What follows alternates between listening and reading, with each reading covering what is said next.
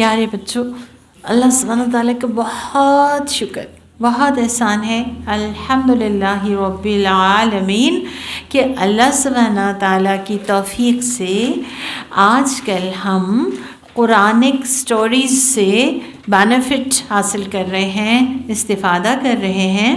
یعنی قرآن عظیم میں جو واقعات ہیں ہم انہیں پڑھتے ہیں اور پھر ہم ان سے لیسن لرن کرتے ہیں، سبق سیکھتے ہیں.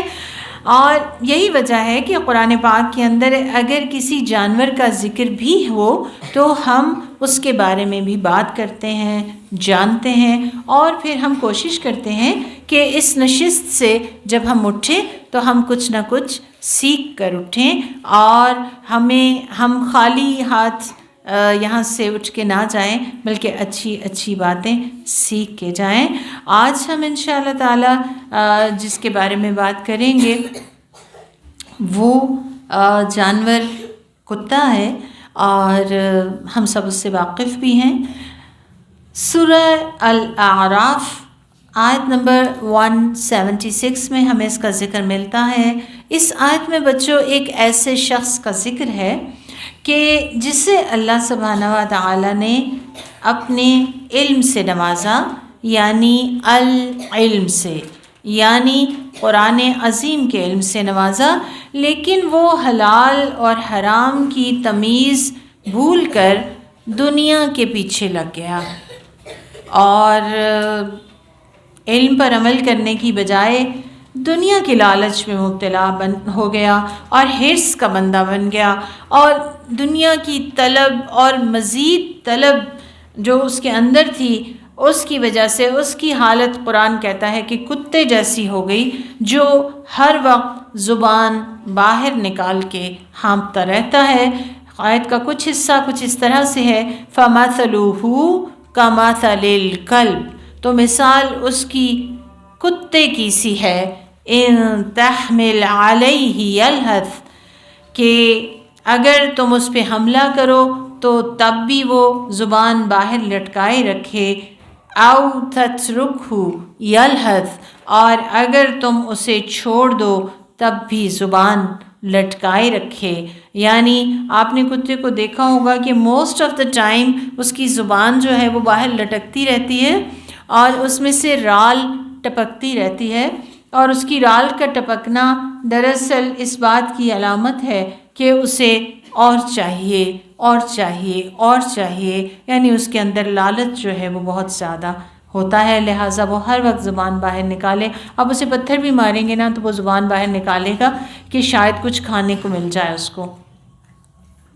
لیکن پیارے بچوں، ہمارا جو وجود ہے، ہماری جو پرسنالٹی ہے، یہ دو چیزوں کا مجموعہ ہے، ایک ہے جسم اور ایک ہے روح. تو ہماری جو باڈی ہے جو نظر آتی ہے، جس کو ہم ٹچ کر سکتے ہیں، اس کا تعلق جو ہے، اس کے جو اجزائے ترکیبی ہیں بچوں، ان کا تعلق زمین سے ہے. اور جو ہماری روح ہے جسے ہم ٹچ نہیں کر سکتے، ہم اسے دیکھ نہیں سکتے، اس کا تعلق عالم بالا سے ہے اور اللہ سبحانہ و تعالیٰ سے ہے.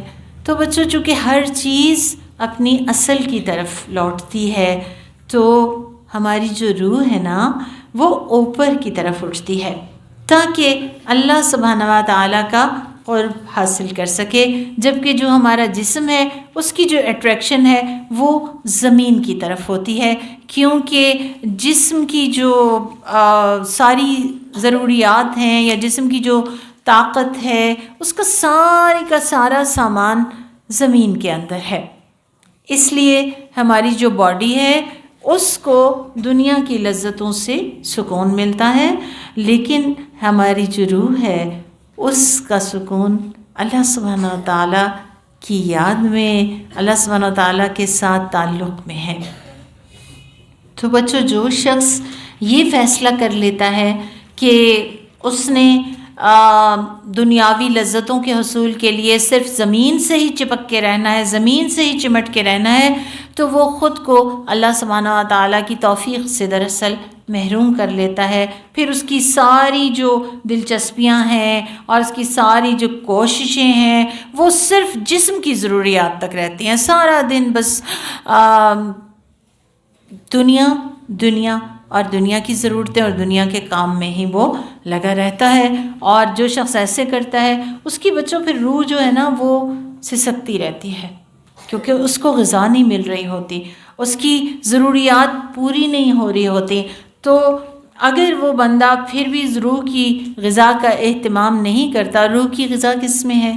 اللہ سبحانہ و تعالیٰ کی بات میں، قرآن عظیم میں، اللہ سبحانہ و تعالیٰ کے ساتھ تعلق میں. تو اگر کوئی بندہ روح کو وہ نرشمنٹ فراہم نہیں کرتا تو پھر آہستہ آہستہ وہ کمزور ہوتی ہے، پھر بیمار ہوتی ہے، یہاں تک کہ وہ روح مر جاتی ہے. اور پھر یہ وہ پوزیشن ہوتی ہے کہ جس میں انسان چلتا پھرتا حیوان بن جاتا ہے. بیکاز بچوں حیوان بھی تو سارا دن یہی کرتے ہیں کہ صرف کھانے کی فکر ہے، سونے کی فکر ہے، بچوں کی فکر ہے، ان کے پاس اور کوئی بڑے مقاصد نہیں ہوتے. تو اس کی مثال یہاں پہ دی گئی، فَمَثَلُهُ كَمَثَلِ الْكَلْبِ. تو اس کی مثال پھر کتے کی طرح ہے جو ہر وقت لالچ میں پڑا ہوا ہے، ہر وقت حرص میں پڑا ہوا ہے، زبان باہر نکالے ہوئے، اسے دنیا کی ضرورتیں اس کی ختم نہیں ہوتی. اور اگر ہم اوورآل دیکھیں نا بچوں، یہ جو ہم نے ملک حاصل کیا تھا پاکستان، تو اس کو ہم نے اس بنیاد پہ حاصل کیا تھا کہ یہاں ہم ایز اے مسلم دین کو پریکٹس کریں گے. ہمارا نظریہ جو تھا پاکستان کا وہ لا الہ الا اللہ تھا، لیکن ہم نے کیا کیا کہ ہم اپنے نظریے کو ہی بھول گئے، اور ہم نے جس مقصد کے لیے یہ ملک حاصل کیا تھا وہ مقصد ہی ہم بھول گئے، اور ہم غیروں کی نقالی میں لگ گئے. اور آج ہمارا یہ حال ہے کہ وہ ہمیں ڈائریکٹ کرتے ہیں، وہ ہمیں لیڈ کرتے ہیں، ہم ان کے دست نگر بن کے رہ گئے ہیں. تو اوورآل کہنے کی بات یہ ہے کہ جو انسان بڑے مقاصد کو چھوڑ دیتا ہے اور صرف جسم کی ضرورتوں کی فکر میں اور اس کی لالچ میں مبتلا ہو جاتا ہے تو وہ دنیا میں بھی اپنی عزت اور تکریم کھو دیتا ہے، اور آخرت میں تو ایسے شخص کی کوئی عزت و تکریم نہیں ہے. قرآن کہتا ہے فَقْصُصِ الْقَصَصَ لَعَلَّهُمْ يَتَفَكَّرُونَ. اس آیت کے اینڈ میں یہ الفاظ ہیں کہ آپ انہیں قصے سنائیے شاید کہ یہ سوچیں، سمجھیں، تفکر کریں، کچھ غور کریں. تو آج ہم نے غور کرنا ہے، چونکہ ہم نے کتے کی بات کی، تھوڑا سا ہم کتے کو جان لیتے ہیں. کتا جو ہے یہ بھیڑیے کی نسل کا جانور ہے، اور ہر جگہ دنیا میں پایا جاتا ہے، صرف ہمارے پاس نہیں، دنیا کے سب ممالک میں ہے.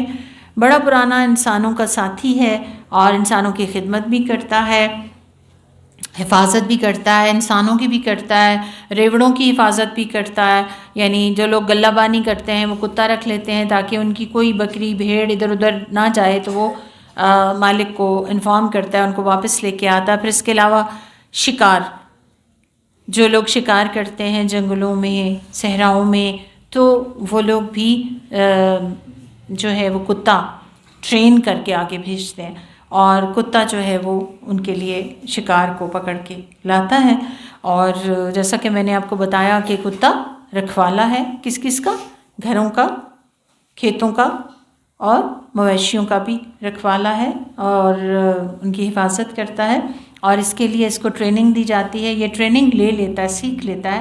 شکار کی اس کو ٹریننگ دی جاتی ہے، شکار بھی یہ سیکھ لیتا ہے. اور اس میں نا اللہ سبحانہ و تعالیٰ نے بچوں سونگھنے کی جو حص ہے وہ بہت زیادہ رکھی ہے، بہت زیادہ جلدی یہ سونگھ لیتا ہے، اور اس کی ناک بہت تیز ہوتی ہے. ہمیں جو اسمیل فیل بھی نہیں ہو رہی ہوتی یہ وہ فیل کر لیتا ہے. انسانوں کو ان کی خوشبو سے پہچان لیتا ہے، سونگھ کے اس کو پتہ چل جاتا ہے. لہٰذا سیکیورٹی فورسز میں بھی یہ بہت اہم خدمات انجام دیتا ہے. اور کتے کو نارملی آپ کیا سمجھتے ہیں؟ وفادار جانور، ایسے ہی سمجھتے ہیں نا آپ. لیکن ابھی جو جدید تحقیقات ہیں انہوں نے یہ بتایا ہے کہ کتا صرف اس وقت تک اپنے مالک کا وفادار ہوتا ہے جب اسے تھوڑا سا کمتر کے طور پہ رکھا جائے، اور جب تک اس کے ساتھ طاقت کا توازن قائم رہے اس کو نیچے رکھا جائے. کیونکہ کتے آدم خور بھی ہوتے ہیں، بعض اوقات یہ اپنے جو پالنے والے ہیں، ان کے ماسٹرز ہیں، ان کو بھی یہ چیر پھاڑ کے کھا جاتے ہیں. کئی ایسے واقعات ہیں. لہٰذا کتے کے حوالے سے جو رسول اللہ صلی اللہ علیہ وسلم کی تعلیمات ہیں پیارے بچوں.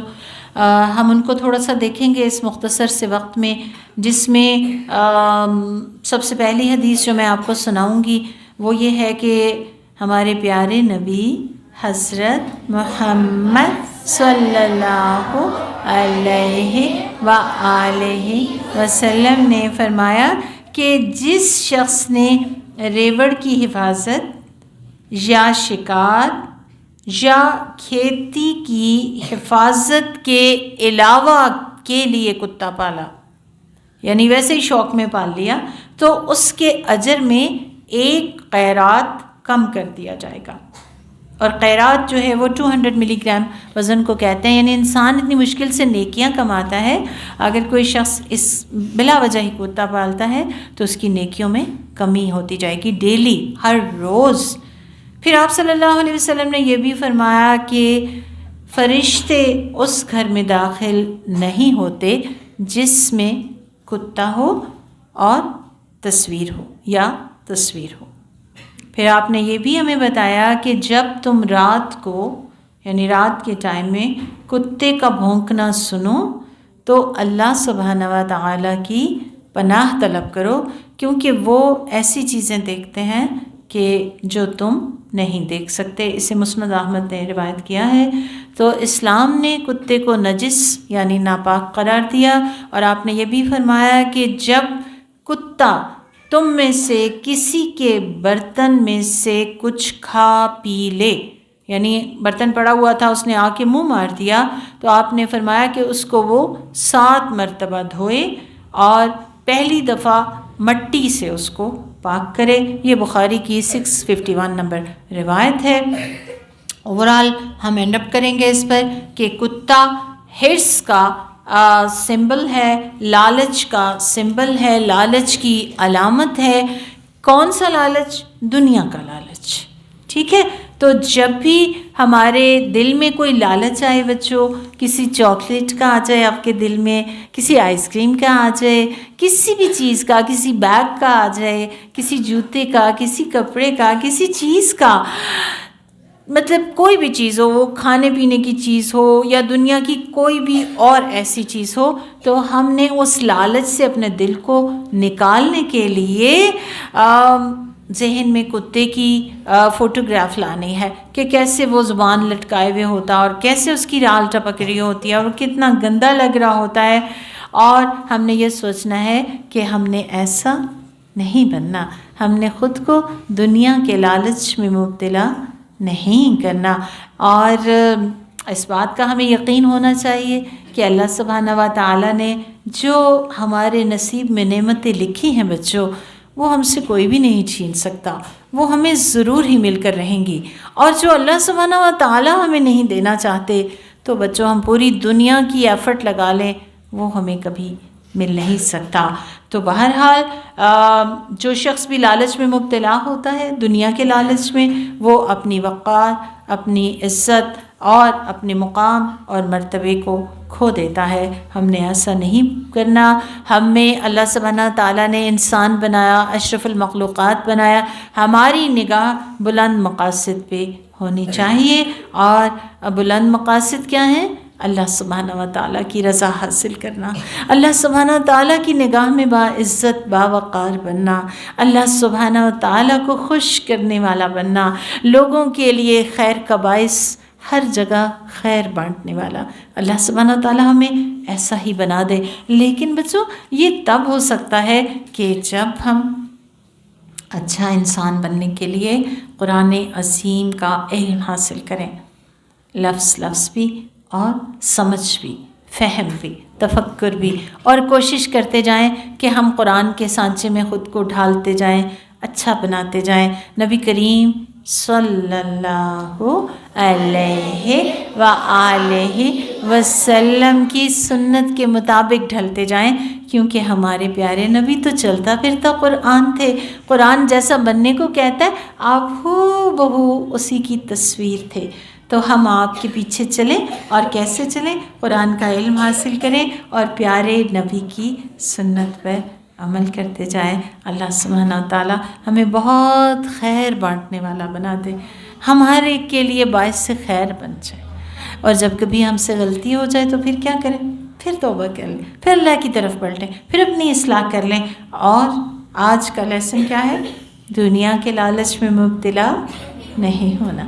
اس پہ یقین رکھنا ہے جو ہم سب سے بہت پیار کرتا ہے، جو ہمارا رب ہے، جو سب کا داتا ہے، وہ ہمیں ضرور نوازے گا. اللہ سبحانہ تعالیٰ سے دعا ہے کہ ہمیں ڈھیروں ڈھیر اپنی نعمتوں، رحمتوں، برکتوں، عزتوں، ایمان سے نواز دے.